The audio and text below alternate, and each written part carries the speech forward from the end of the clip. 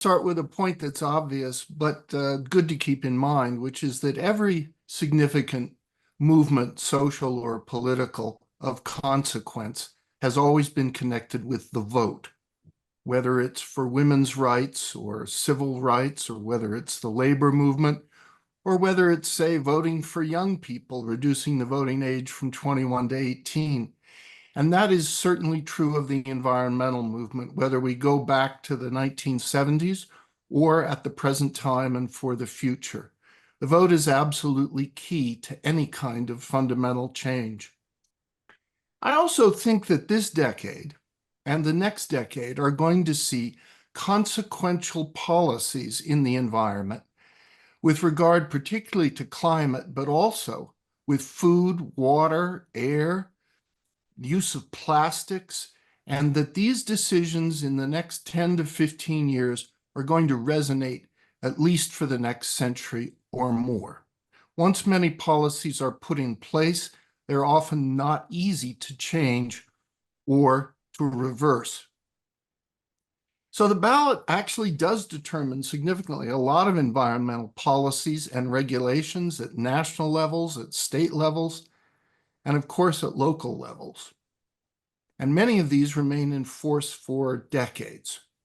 So for example, in 2008, Ecuador gave nature legal status and rights.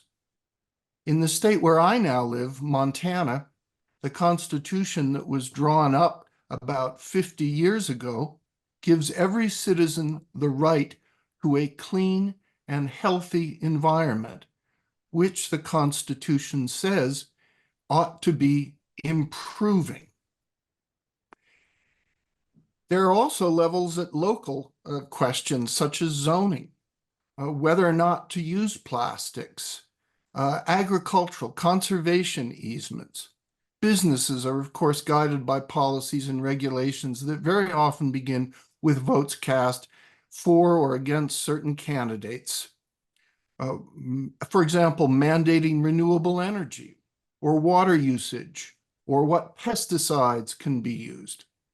And I think we shouldn't forget that voting for even county officials, county commissioners, or public service commissioners, these often have huge effects even beyond, say, voting for someone who's in the Senate or the House. These decisions that are more local can be terribly important. And in many jurisdictions, we vote for judges. That's easy to forget, and we often don't inform ourselves of the positions and the history of candidates for judicial office. So to vote on environmental and sustainability questions affects not only our generation, but future generations.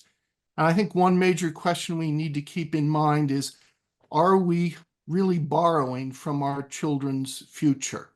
There's a Native American proverb that says, we do not so much inherit nature and the earth from our ancestors as we borrow it from our children. The whole question of intergenerational justice with regard to environment is a significant one. Vested interests, of course, don't always pursue environmental goals, and short-term gains for a minority or even a small minority are often things that are inimical to environmental goals.